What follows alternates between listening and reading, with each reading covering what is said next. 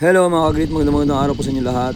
Pinadala po sa atin Ate Jenny itong video na nagpapatambak daw ng pilapil. Kasi sabi ko gusto ko malinis lahat ng pilapil. Ngayon nagpatabas kami ng pilapil. Nagtataka naman ako, yung nagtabas ng pilapil, hindi naman tinabasan itong mga gilid.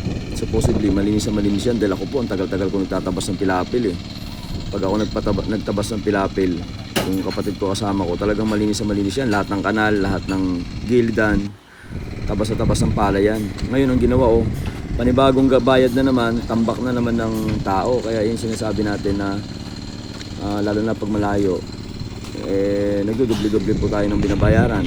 Ngayon yung patambak ng pilapil, another 500 pesos naman po ang bayad na naman yan. So dito makikita nyo talaga yung nagkakadiferensya talaga tayo doon sa pagmamanage.